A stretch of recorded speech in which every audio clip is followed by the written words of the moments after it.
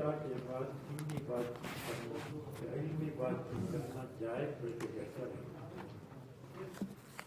تو اس میں ایک حدیث گزری کہ رسول اللہ صلی اللہ علیہ وسلم نے عشاء کی نماز کے بعد خطبہ دیا اور اس میں یہ فرمایا کہ سب لوگ غفلت میں ہیں، تم لوگ عبادت میں ہو، تم کو شکر کرنا چاہیے، شکر ادا کرنا چاہیے۔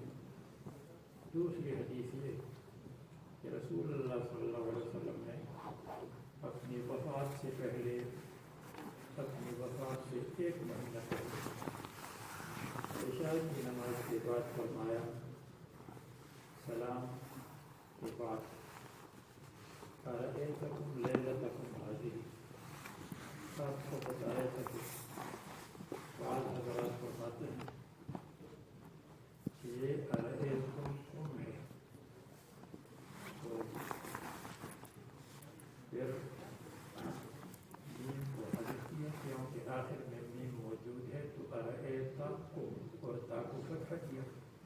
اور میرا خیال یہ ہے کہ اصل میں ارأیتکم ارأیتم ہے، اور ارأیتم میں پھر کاف کو زائد کیا تاکہ یہ بتلائے کہ ہر ایک مخاطب ہے، اور یہ نہیں کہ سب میں ایک مخاطب ہے۔ جیسے میں نے آپ کو بتایا تو پانی لاؤ، سب میں ایک مخاطب ہے، سب مخاطب نہیں، اور یہاں سب مخاطب ہے، ہر ایک۔ اور یہ بھی کہ علماء فرماتے ہیں کہ کیونکہ رویت سبب ہے خبر کے لیے، اس لیے ذکر ہے رویت کا، اور مراد اس سے خبر دینا ہے، مطلب یہ ہے مجھ کو خبر دے دو، اس لیے کہ رویت سبب خبر ہے۔ یہ بھی آپ کو بتایا تھا کہ اگر ہم اس چکر کو چھوڑ دیں اور یہ کہیں کہ یہ اپنے معنی میں ہے، ارأیتم، کیا تم کو معلوم ہے؟ تم کو معلوم نہیں ہے تو سن لو، اعلمتم کی معنی ہے۔ فرمایا کہ 100 سال کے آخر میں لا یبقى ممن هو اليوم على ظهر الارض احد، من هو اليوم لکھا ہے، اصل میں ہے ممن، یعنی صحابہ کرام ختم ہو جائیں گے۔ تو یہی ہوا، رسول اللہ صلی اللہ علیہ وسلم کی پیشن گوئی بالکل پکی سچی ہے۔ عبداللہ ابن بصر رضی اللہ عنہ شام میں 88 میں انتقال کر چکے، مدینہ منورہ میں سہل ابن سعد 88 میں انتقال کر چکے، حضرت انس رضی اللہ عنہ بصرہ میں 92 میں انتقال کر چکے، کوفہ میں عبداللہ ابن ابی اوفا 87 میں انتقال کر چکے، اور آخر میں عامر ابن واسلہ ابو الطفیل، جن کو ابو الطفیل بھی کہتے ہیں، اکثر حضرات کہتے ہیں کہ 110 میں انتقال کر چکے۔ رسول اللہ صلی اللہ علیہ وسلم کی اس حدیث پر 100 سال گزر چکے تھے، وهو آخر الصحابة وفاتا۔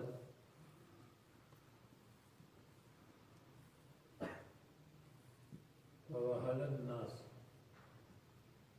بس لوگوں نے اجتہاد کرنا شروع کیا، بات چیت اجتہاد بات شروع کی، فی مقالۃ النبی صلی اللہ علیہ وسلم، رسول اللہ صلی اللہ علیہ وسلم کے اس قول کی تشریح میں بعد نے کہا کہ 100 سال کے بعد زمین کے اوپر کوئی نہیں رہے گا، قیامت آ جائے گی۔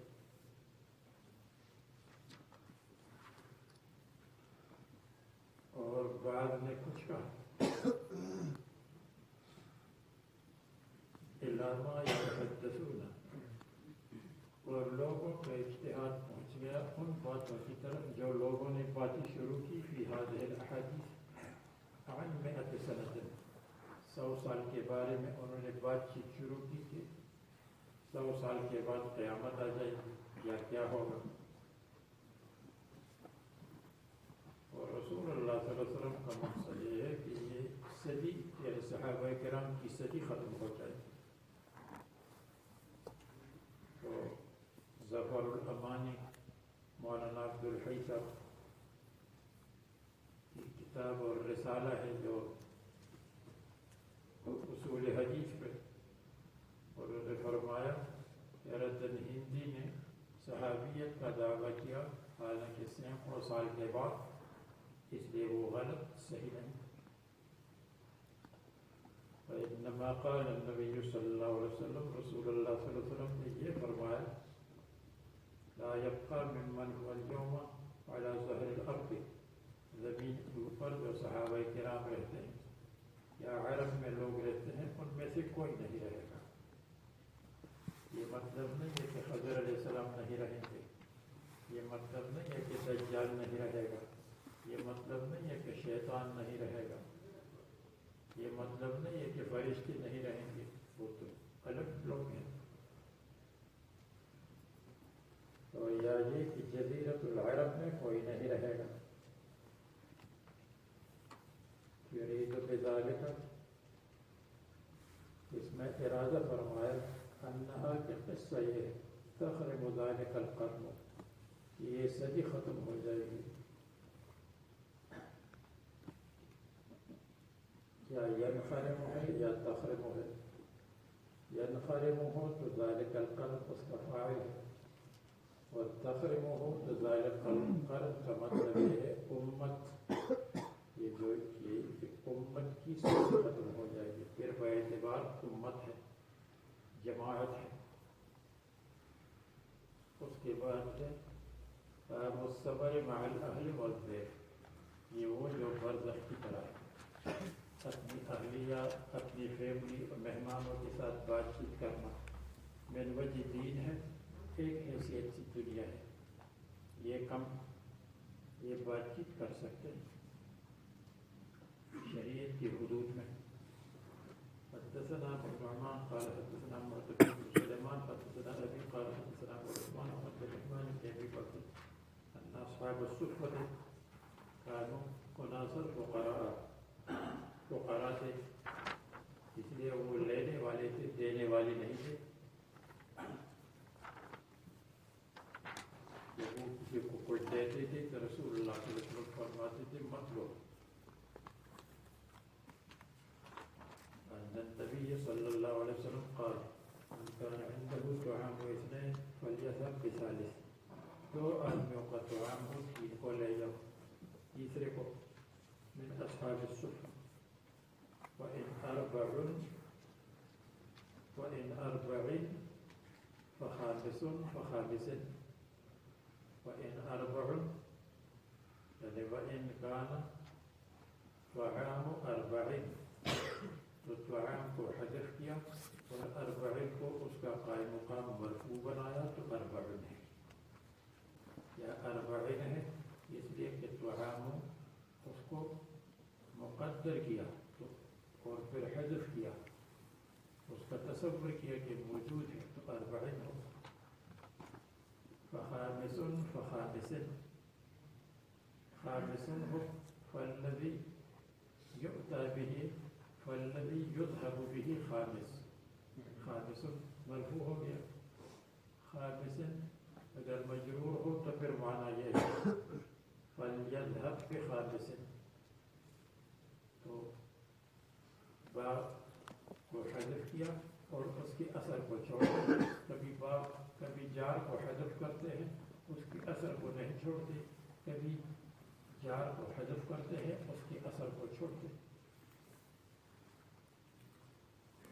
او سادس او سادس، اگر کسی کے پاس چار کا طعام ہے تو پانچویں یا چھٹے کو لے جاؤ۔ طعام الواحد یکفی اثنین، فإن أبا بکر جاء بثلاثة، ابو بکر صدیق رضی اللہ عنہ تین کو لے کر آئے۔ رسول اللہ صلی اللہ علیہ وسلم نے فرمایا تھا اگر چار ہو، پانچ کو یا چھ کو لے جاؤ، یعنی دو کو لے جاؤ، کیونکہ ابو بکر صدیق کا درجہ اونچا تھا تو وہ چار افراد پر مشتمل تھے، لیکن بجائے دو کی تین کو لایا بثلاثة۔ اور وہ 4 تھے یا کتنے تھے ابھی آ رہا ہے انشاءاللہ. فانطلق النبی صلی اللہ علیہ وسلم بعشرۃ، رسول اللہ صلی اللہ علیہ وسلم 10 کو لے کر آئے. اب تشریح کرتے ہیں کہ فهو انا عبد الرحمن وابی وأمي 3 ولا أدري هل قال وامرأتي وخادم، مجھے معلوم نہیں. قال ابو عثمان ولا أدري، ابو عثمان کہتے ہیں لا أدري کہ امرأتی ہے یا نہیں، یعنی عبد الرحمن کی بیوی اس وقت تھی یا نہیں تھی، ابھی تک شادی نہیں کی. امرأتی امیمہ بنت عدی وخادم، اور ہمارا خادم یعنی خادم. کہتے ہیں کہ خادم اگر امرأتی پر عطف ہو تو اس کا ہونا مشکوک ہے، کیونکہ امرأتی مشکوک ہے. اور اگر خادم امی ابی پر عطف ہو تو پھر یقینی ہے. تو اگر یقینی ہو تو 4 ہو گئے، اور 4 تھے تو حضرت ابو بکر صدیق رضی اللہ عنہ 3 مزید کو لے گئے.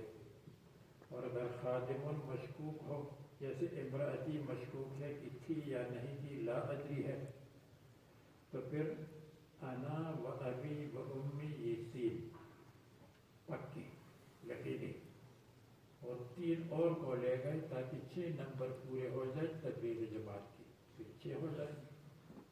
اس لیے کہ امرأتی بھی مشکوک ہے، خادم بھی مشکوک ہو جائے.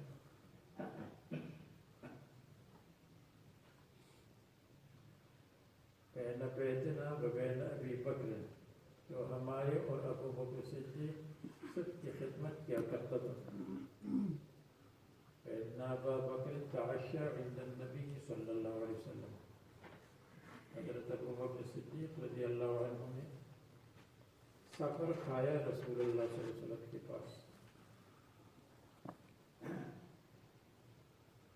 ثم لبث، پھر ٹھہرے، حیث سلیت العشاء، جہاں نماز پڑھی گئی، یعنی نماز بھی وہاں پڑھی. تو یہ بات چیت، اور بعد میں بھی بات چیت آ رہی ہے بعد العشاء. ثم رجع، پھر واپس ہوئے رسول اللہ صلی اللہ علیہ وسلم کے پاس. فلبث، پس ٹھہرے، حتی تعشى النبی صلی اللہ علیہ وسلم، یہاں تک کہ رسول اللہ صلی اللہ علیہ وسلم نے کھانا کھایا. اب یہاں اشکال ہے کہ 2 مرتبہ کھانا ہوا، اس لیے کہ ابو بکر تعشى عند النبی صلی اللہ علیہ وسلم، حضرت کے ساتھ پاس عشاء کا آیا، اور پھر حتی تعشى النبی صلی اللہ علیہ وسلم، کیا دوبارہ 2 مرتبہ کھانا کھایا؟ نہیں. اس کا جواب یہ ہے کہ ایک جواب، ابو بکر صدیق نے رسول اللہ صلی اللہ علیہ وسلم کے پاس شام کا کھانا کھایا، لیکن رسول اللہ صلی اللہ علیہ وسلم نے نہیں کھایا. اس لیے کہ عادت یہ ہے کہ میزبان مہمانوں کو کھلاتے ہیں لوگوں کو، پھر بعد میں اگر کچھ بچ گیا تو کھا لیں گے، ورنہ چھٹی.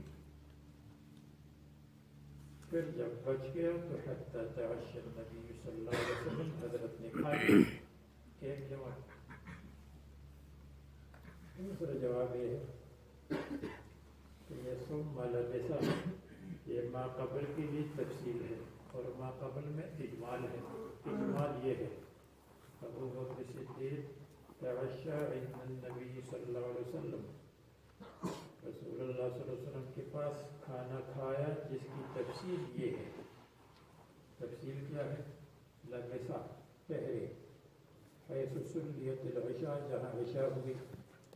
ثم رجع، پھر واپس ہوئے. فلبث، بس دیر کر دی، ٹھہرے، حتی تعشى النبی صلی اللہ علیہ وسلم. تو وہ جو ما قبل میں تعشى ہے، یہ اس کی تفصیل ہے.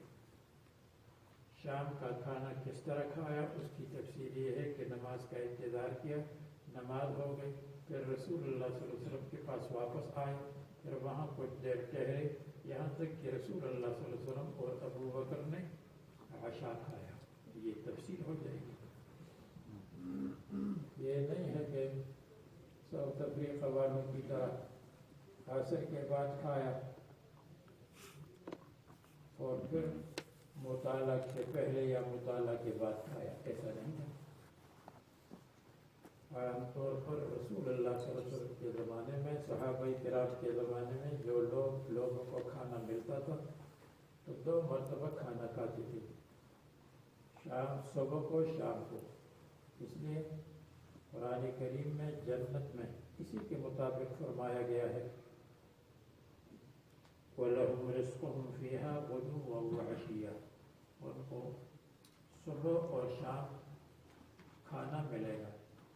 جنت میں صبح شام کے کھانے کی کوئی ترتیب نہیں، ہر وقت کھاتے رہو، لیکن عادت کے مطابق یہ کہا گیا. اسی طرح حدیث میں آتا ہے، ترمذی میں آپ نے یقیناً یہ حدیث پڑھی ہے کتاب الاطعمہ میں. رسول اللہ صلی اللہ علیہ وسلم صبح کو کچھ کھانا اگر ملتا تھا تو کھا لیتے تھے، شام کو بھی اگر ملتا تھا تو کھاتے تھے. حضرت عائشہ فرماتے ہیں کہ شام کو ہم حضرت کے لیے نبیذ رکھتے تھے، یعنی کھجوروں وغیرہ کو پانی میں ڈالتے تھے اور صبح اس نبیذ کو کھانے کے بعد پی لیتے تھے، اور صبح کو ڈالتے تھے کھجوروں کو پانی میں تو شام کو پیتے تھے، کھانے کے بعد پیتے تھے. کھانے کے بعد پینے سے ایک بات تو یہ معلوم ہو گئی کہ جب مولوی حضرات اور عوام جمع ہوتے ہیں تو کہتے ہیں میٹھا پہلے کھانا چاہیے یا بعد میں. یہاں میٹھا بعد میں کھایا گیا، پہلے کھائے اور بعد میں کھائے. یہاں تو پہلے بھی کھاتے ہیں بعد میں بھی کھاتے ہیں. تو اس سے معلوم ہوا کہ صبح کا کھانا ہوتا تھا، شام کا کھانا ہوتا تھا. اور اگر کوئی کہے کہ حضرت عائشہ رضی اللہ عنہا کی ایک روایت ہے کہ رسول اللہ صلی اللہ علیہ وسلم نے حضرت عائشہ سے کہا ایاک والاسراف، تم اسراف سے بچو. کیا فرمایا؟ ان اکلتین فی یوم واحد، ایک دن میں 2 مرتبہ کھانا الصرف اسراف ہے. اس کا جواب یہ ہے کہ یہ روایت ضعیف ہے. دوسرا جواب یہ ہے کہ حضرت عائشہ کی شان کے موافق، اس لیے کہ ازواج مطہرات کھانے پینے کا کے اہتمام کے لیے نہیں تھی، دین کو پھیلانے کے لیے تھی. ان کے لیے یہ مسئلہ تھا ایک مرتبہ کھا لیے تو کافی ہے. اور حضرت عائشہ فرماتی ہے کہ ہمارے گھروں میں 2 مہینے تک آگ جلتی تھی. کیا گزارا ہوتا تھا؟ پانی کھجور. کہاں گزرا ہے؟ ابن ماجہ.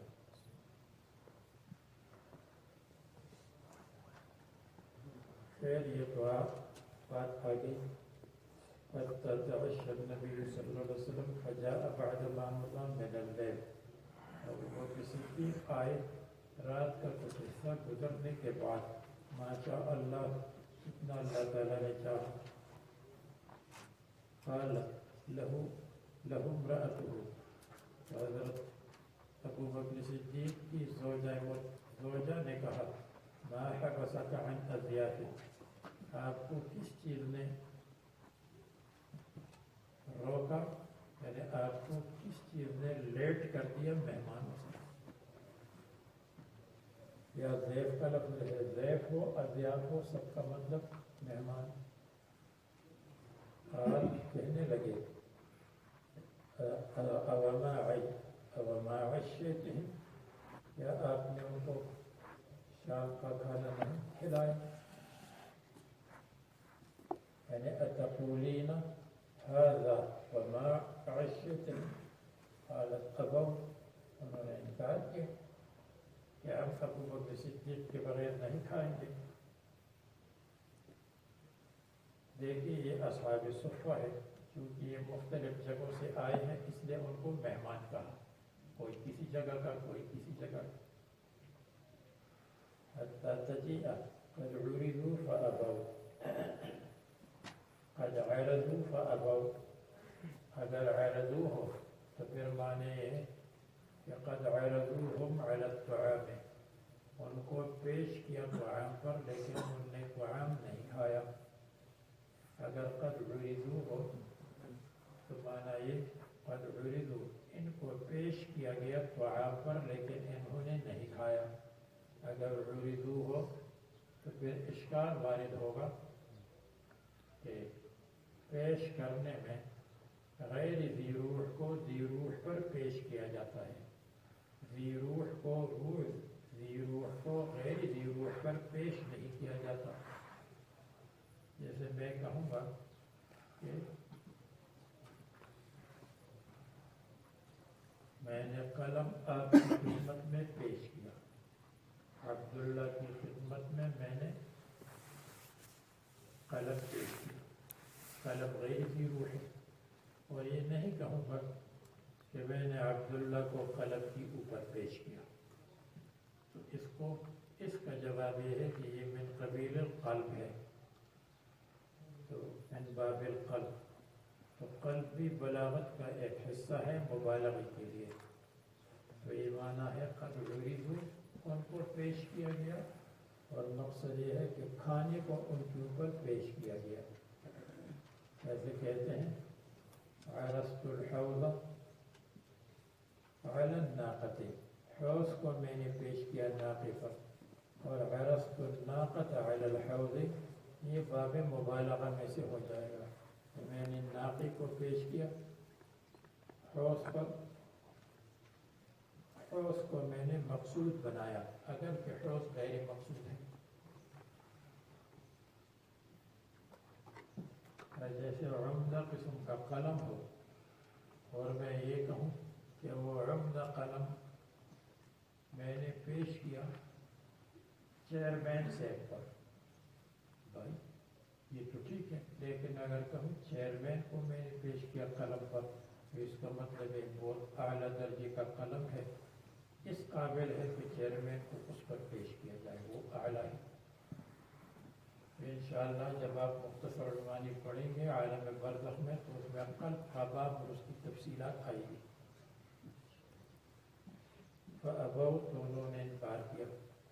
قَالَ فَذَهَبْتُ أَنَا فَاخْتَبَأْتُ، ابو بکر صدیق کو غصہ آیا کہ تم نے کیوں مہمانوں کو ابھی تک بھوکا رکھا جبکہ دیر ہو گئی ہے. یہ سب عشاء کے بعد بات چیت چل رہی ہے.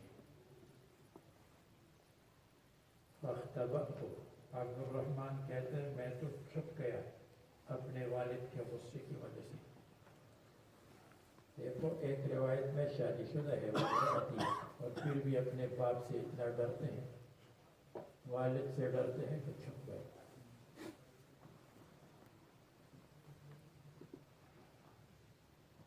فقال یا غنصر، یا غنصر، کون ناک کٹی ہوئی تیری ناک کٹ جائے. قول لئیم، کنجوس بخیل. یا دنیو، اے ذلیل. یا غنصر، یا ثقیل، اور سست اور لیزی. یا جاہل، وغیرہ وغیرہ. فجدع وسبر، تو ابو بکر صدیق نے جدع، ناک کٹنے کی دعا کی، بد دعا کی. مقصود بد دعا نہیں ہے بلکہ مقصود ملامت کرنا اور وعید ہے. وسبا، برا بھلا کہا. سبا کا مطلب قد برا کہا مجھ کو. اب اس کے بعد وقال کلوا لا ہنیئا لکم، اور مہمانوں سے کہا کھاؤ تم، لا ہنیئا لکم. لا ہنیئا لکم یا خطاب ہے اپنی فیملی کو. لا ہنیئا لکم، آپ کے لیے خوشگواری نہ ہو. اور میری فیملی تم نے ان کو وقت پر نہیں کھلایا، آپ کے لیے خوشگواری نہ ہو، مزیداری نہ ہو. یہ ہنیئا ہے. ہنی کا مطلب کسی چیز کا ٹیسٹی ہونا. بظاہر دوسرا معنی ہے کہ یہ خطاب ہے مہمانوں سے، اور مہمانوں کھاؤ. لا ہنیئا لکم، لا ہنیئا لکم، اور یہ کھانا مزیدار نہیں ہے تمہارے لیے کیونکہ بغیر وقت کے ہے، ٹھنڈا ہو چکا ہوگا، ٹائم گزر چکا ہے، ٹائم کے بغیر آدمی کے لیے کھانا مزیدار نہیں ہوتا۔ جیسے کوئی عصر سے پہلے کھانا کھائے تو ہم کہیں گے بھائی یہ کیا کر رہے ہو، عصر کے بعد تو دوسرا کھانا ہے، تداخل کرو۔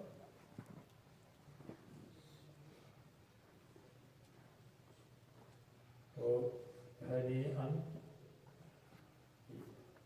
لکم، یہ اس کا فعل محذوف ہے، اور وہ ہے یہ کہ لا ہنک اللہ، لا ہنک، لا ہنک لکم اللہ ہنیئا،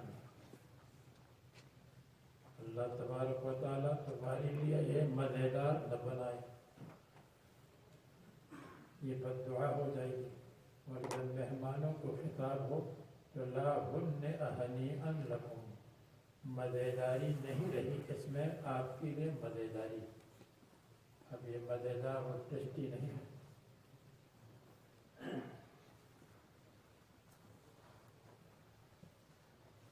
تو پھر کیا ہوا، جب مہمانوں سے کہا کھاؤ تو یہاں روایت میں آگے پیچھے کر دیا گیا، تو اصل عبارت یوں ہے فَقَالُوا لَا نَأْكُلُ حَتَّى تَأْكُلَ، ہم نہیں کھائیں گے جب تک آپ نہ کھائیں۔ اب یہاں اگر کوئی کہے کہ ابو بکر صدیق نے اپنے فیملی اور عبد الرحمن کو کیوں ڈانٹنا شروع کیا، اس لیے کہ ان کا خیال تھا کہ انہوں نے مہمانوں کے کھلانے میں تقصیر کی، حالانکہ مہمانوں کے کھلانے میں تقصیر نہیں کی تھی بلکہ مہمان نہیں کھا رہے تھے۔ فقال واللہ لا اطعمه ابدا، دیکھو وہ مقدر کو یہاں لگا دو تو آپ کے مغز میں بیٹھ جائے گا۔ فقالوا لا نأكل حتى تأكل، فقال ابو بکر صدیق نے کہا واللہ لا اطعمه ابدا، بالکل میں نہیں کھاؤں گا، غصہ آیا تھا۔ تو اس کے بعد ثم نقض حلفه، ثم حنث فی حلفه، پھر اپنی قسم میں حانث ہو گئے اور اپنی قسم کو توڑا۔ وقال انما ذلك من الشیطان، یہ میری قسم اور میرا غصہ شیطان کی طرف سے ہے، اس لیے خود بھی کھانا شروع کیا اور مہمانوں کو بھی کھلایا، اور خود کھانا مہمانوں کی وجہ سے تھا ورنہ وہ کھا چکے تھے۔ اب جب حضرت ابو بکر صدیق رضی اللہ عنہ نے مہمانوں پر غیرت کی، مہمانوں کو لایا، مہمانوں کے کھانے کی فکر کی، مہمانوں کے نہ کھانے کی وجہ سے ابو بکر صدیق رضی اللہ عنہ کو غصہ آیا، تو اس وجہ سے اللہ تعالیٰ نے مہمانوں کی برکت کی وجہ سے ان کے کھانے میں برکت دی، جیسے ابھی آئے وَأَيْمُ اللَّهِ، کھانا شروع کیا، وَأَيْمُ اللَّهِ، اللہ کی قسم، اصل میں ایمن اللہ ہے تو نون کو حذف کیا، اور ایمن جمع یمین ہے لیکن مراد اس سے قسم ہے، ایک قسم۔ مَا كُنَّا نَأْخُذُ مِن لُقْمَةٍ، عبد الرحمن کہتے ہیں کہ ہم نہیں اٹھاتے تھے لقمہ الا ربا من اسفلها، مگر وہ بڑھتا تھا من اسفلها، نیچے سے۔ الا ربا، ربا کے لیے فاعل ہے، اکثر منها، اکثر من اللقمۃ، ایک لقمہ لیتے تھے دو تین لقمے مزید پیدا ہوتے تھے۔ اکثر منها، اکثر من الاطعمۃ، اللہ نے طعام کو اطعمہ بنایا، لقمے کو اللہ تعالیٰ نے لقمات بنایا۔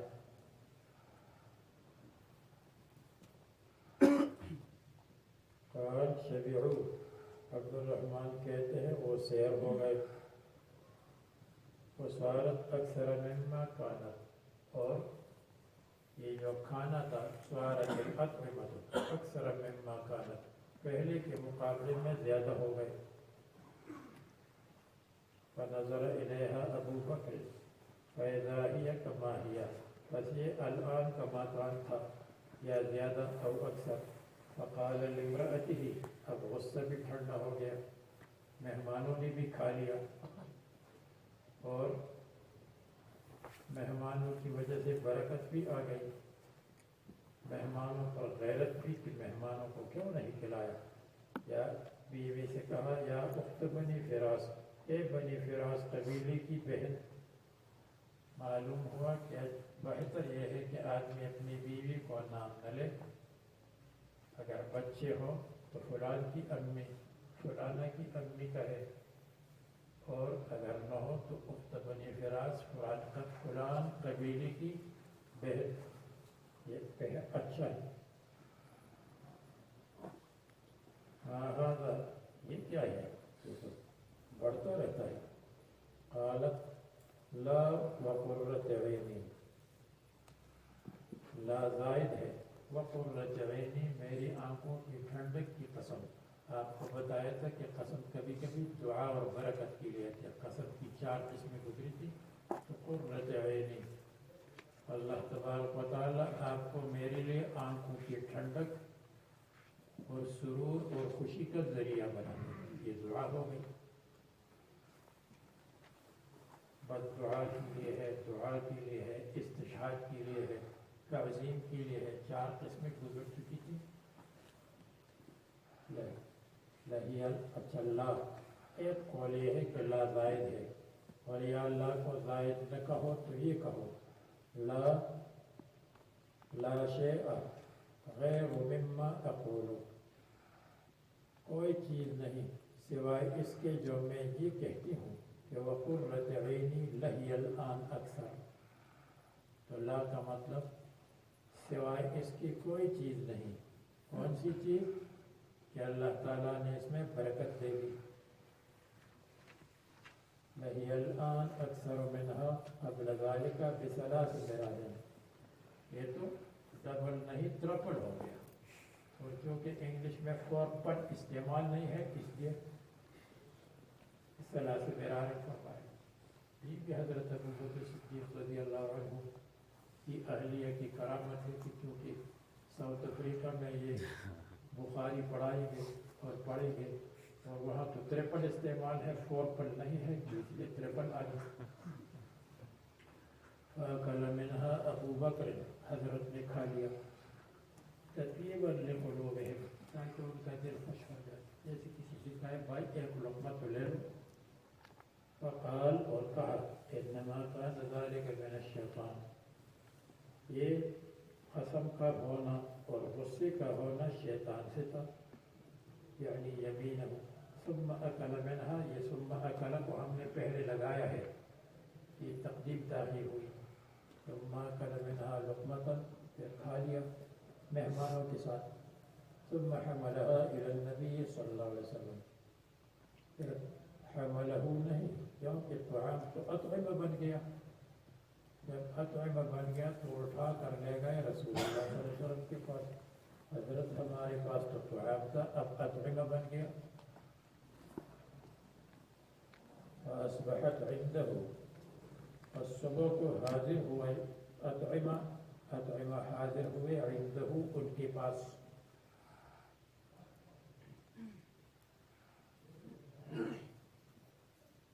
تو اس میں برکت آ گئی. برکت کیوں آ گئی؟ لخدمت الضیوف نمبر 1. لنقض القسم، قسم کو توڑا مہمانوں کی خاطر. 2 لأدب الضیوف، مہمانوں کا ادب کیا کہ کیوں تاخیر ہو گئی بیچاروں کے لیے. ولإحترام الضیوف ابا بکر، اور اس لیے کہ ابو بکر صدیق کا انہوں نے احترام کیا.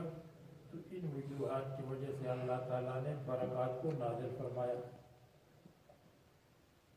کہ کان بیننا و بین قوم عقد، ہمارے اور ایک قوم کے درمیان معاہدہ تھا. اس میں 2 قول ہے. ایک قول یہ ہے کہ مشرکین اور مسلمانوں کے درمیان معاہدہ تھا. تو مشرکین عہد کی معاہدے کی تجدید کے لیے آئے تھے. اور 12 آدمی تھے اور ہر ایک آدمی کے ساتھ اپنی اپنی جماعت تھی. ان سب نے کھانا کھایا جو بچا ہوا تھا. تو اس قول کے مطابق مشرکین نے کھانا کھایا.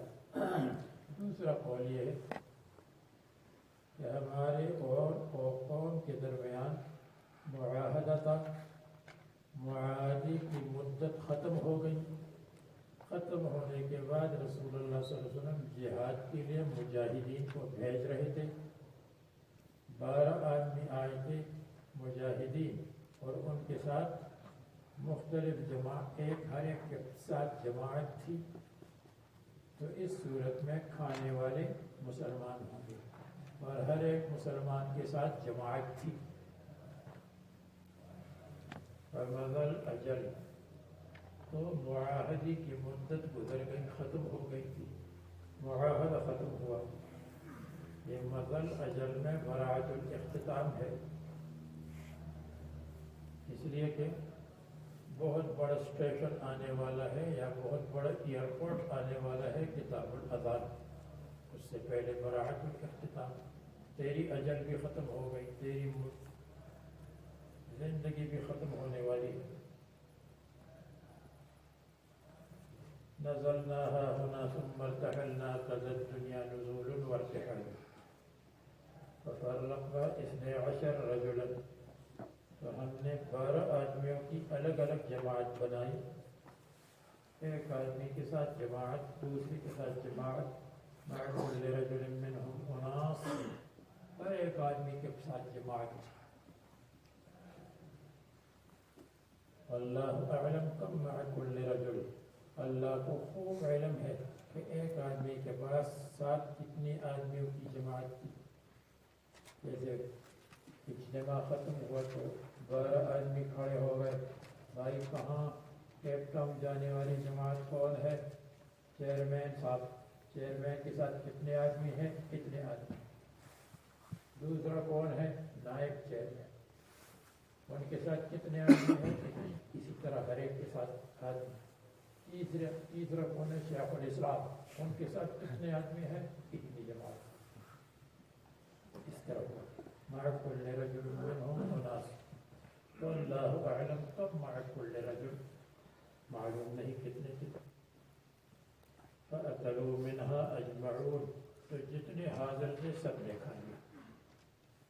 اب دیکھو 4 آدمی کا کھانا تھا اور پوری کائنات نے کھا لیا. او کما قال، یہ الفاظ ہے یا عبد الرحمن ابن ابی بکر رضی اللہ عنہ نے اس کے مثل الفاظ استعمال کیے. تو بہرحال یہ عشاء کے بعد بات چیت کا ذکر مہمانوں کے ساتھ، رسول اللہ صلی اللہ علیہ وسلم کے ساتھ اس کا ذکر آیا. اب اس کے بعد مصنف فرماتے ہیں کہ جب نماز پڑھیں گے تو نماز کے اوقات کا ذکر تو ہو چکا ہے. وقت کی پابندی کرو، اور علماء فرماتے ہیں اگر کوئی ایسی جگہ ہے جہاں شفق احمر غروب بھی نہیں ہوتی تو اس میں ایک قول یہ ہے کہ جو قریب میں شفق غروب ہوتی ہے قریبی جگہ میں اس کا اعتبار کیا جائے اور اس کو معیار بنایا جائے. دوسرا قول یہ ہے کہ آخری مرتبہ جو اس جگہ پر شفق غروب ہوئی ہے تو اس کو معیار بنایا جائے. جہاں شفق غروب جس وقت ہوئی ہے اسی کو عشاء کا وقت قرار دیا جائے، اگرچہ یہاں نہیں. اور تیسرا قول یہ ہے کہ جہاں شفق غروب نہیں ہوتی، پوری رات سرخی ہی سرخی ہے، سفیدی ہی سفیدی ہے، تو اس میں یوں کر لیں کہ فجر، طلوع الشمس اور غروب الشمس کے درمیان ٹائم کو نصف کریں. تو نصف اول کو مغرب اور عشاء کے لیے کر دیں اور آخری نصف کو آخری نصف کو فجر کے لیے کرے، اس لیے کہ شفق تو غروب ہے نہیں، سفیدی ہی سفیدی ہے پوری رات۔ اور اگر کوئی ایسی جگہ ہے جہاں ٹائم نہیں، اس طرح کی سورج غروب نہیں ہوتا، جب سورج غروب ہی نہیں ہوتا، جیسے ناروے کے بعد علاقوں میں اور قریبی جگہوں میں، تو اس میں یا قریبی شہر کو معیار بنایا جائے جہاں غروب ہوتا ہے، وہاں کی غروب اور طلوع اور عشاء کا اعتبار کیا جائے، اور یا مثلا جو قریبی شہر ہے جہاں غروب ہے، طلوع اور غروب ہے، اگر وہاں 10:30 بجے مغرب ہے تو اس وقت مغرب پڑھو، اس کے 1-2 گھنٹے کے بعد عشاء ہے تو اس وقت عشاء پڑھ لو، یا یہ کر لو، یا معتدل علاقے، معتدل علاقے جیسے مکہ مدینہ وغیرہ، اس کو معیار بنا دو اور اسی کے مطابق طلوع اور غروب کا اعتبار کرو، اور روزہ بھی اسی حساب سے رکھو۔ اب اس کے بعد فرماتے ہیں کہ جب وقت ہو جائے تو وقت میں کیا کریں گے؟ مسجد میں اذان دیں گے۔ اذان کس طرح دیں گے؟ بسم اللہ الرحمن الرحیم کے بعد کتاب الاذان پڑھیے۔ بسم الله الرحمن الرحيم. كتاب الأذان. باب بدء الأذان. وقوله تعالى: وإذا ناديتم إلى الصلاة اتخذوها هزوا ولعبا ذلك بأنهم قوم لا يعقلون. وقوله تعالى: إذا نودي للصلاة من يوم الجمعة. وبه إليهم قال حدثنا عمران بن ميسرة قال حدثنا عبد الوارث قال حدثنا خالد عن أبي قلابة عن أنس رضي الله عنه قال: ذكروا النار والناقوس فذكروا اليهود والنصارى فأمر بلال أن يشفع الأذان وأن يتر الإقامة.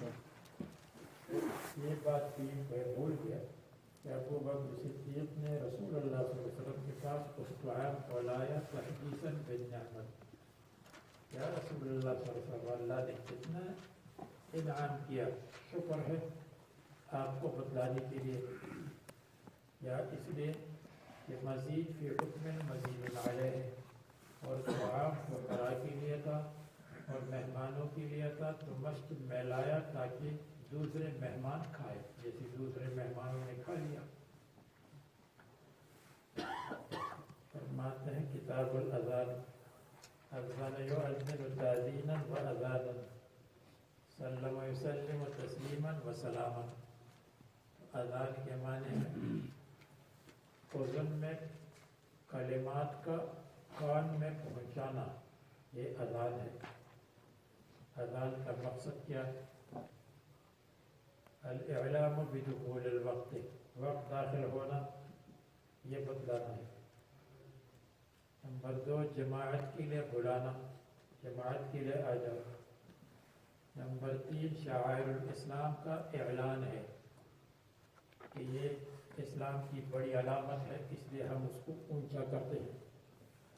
نمبر 4، اظہار التوحید والرسالہ، توحید اور رسالت اصل چیز ہے، اس کے اظہار کے لیے۔ تو یہ نمبر 4 ہو گیا۔ نمبر 5، الاخبار بمکان الصلاۃ، نماز کی جگہ بتلانا ہے کہ نماز کی جگہ کہاں ہے۔ نمبر 6، یہ تنفیر شیطان، شیطان کو بھگانے کے لیے تاکہ شیطان بھاگ جائے، جیسے حدیث میں۔ نمبر 7، یہ تعظیم اسم اللہ تعالی، اللہ تعالیٰ کے نام کی تعظیم کے لیے۔ اگر تعظیم اسم اللہ کو ہم نکال دیں، اس لیے کہ تعظیم اسم اللہ اظہار التوحید والرسالت میں آ گیا، تو تبلیغ والے خوش ہو جائیں گے۔ کتنے نمبر ہو جائیں گے؟ 6 کر لو۔ اور اللہ تبارک و تعالیٰ کا یہ قول ترجمۃ الباب میں مصنف یہ فرماتے ہیں کہ اذان مدنی ہے، مکی نہیں ہے۔ وَإِذَا نَادَيْتُمْ إِلَى الصَّلَاةِ اتَّخَذُوهَا هُزُوًا وَلَعِبًا، یہ آیت مدنی ہے۔ وَإِذَا نُودِيَ لِلصَّلَاةِ مِنْ يَوْمِ الْجُمُعَةِ فَاسْعَوْا إِلَى ذِكْرِ اللَّهِ، یہ آیت مدنی ہے۔ تو اذان مدنی ہے. جو لوگ کہتے ہیں اذان مکی ہے، لیلۃ الاسراء میں اذان ہوئی اور رسول اللہ صلی اللہ علیہ وسلم نے سنی ہے، تو مصنف نے فرمایا ایسا نہیں. مدینہ منورہ میں اذان کا اجرا ہوا تھا. اور نادیتم الی الصلاۃ میں اشارہ کیا کہ نادا کے بعد الا آتا ہے یا آتی ہے، اور اذا نودی للصلاۃ میں اشارہ کیا کہ اس کے بعد لام بھی آتی ہے. متعدی پہ الا بھی ہے، متعدی پہ لام بھی ہے. من یوم الجمعہ تھے، یا اس لیے دونوں کو ذکر کیا کہ نادیتم الی الصلاۃ میں اذان الصلاۃ کی طرف اشارہ ہے. وہ اذان جو نمازوں کے لیے ہے، اور نودی للصلاۃ یوم الجمعہ ہے، اذان الجمعہ کی طرف اشارہ ہے کہ دیکھو غیر مقلدین کو چھوڑو، جمعہ کے لیے دو اذانیں ہیں، ایک ہے اذان الوقت اور ایک ہے اذان خطبۃ الجمعہ. اذان الوقت ہے نادیتم الی الصلاۃ، اور اذان الجمعہ ہے یوم الجمعہ میں. تو دو اذانوں کا ذکر، جیسے دو اذانیں آپ نے سنی ہوگی، اگر پہلی نہیں سنی تو دوسری سنی ہوگی. اس کے بعد جو حدیث ذکر کرتے ہیں اس میں یہ ہے کہ جب یہ مشورہ ہوا کہ اذان اعلان کرنا چاہیے نماز کے لیے، تو کسی نے کہا نار کو جلا دو جو حضرت نے فرمایا مجلس کے لیے ہے. کسی نے کہا ناقوس کو لکڑی بجاؤ، لکڑی پر لکڑی بجاؤ. کہا گیا یہ تو یہ نصارہ کے لیے ہے ناقوس. کسی نے کہا بھوک بجاؤ. بھوک کا مطلب سین کی شکل میں جس میں منہ ڈال کر اس کو پھونکا جائے، اس کو بھوک کہتے ہیں. فرمایا یہ تو یہود کی ہے. یا مینڈک کی طرح آواز دیتا، مینڈک کی طرح آواز آپ نے سنی ہوگی. پھر کہتے ہیں بلال رضی اللہ عنہ کو حکم ہوا کہ اذان دے دے. جب اذان نازل ہوئی اور اذان میں فرمایا کہ اذان ڈبل ڈبل دے دے اور اقامت بھی دے دے.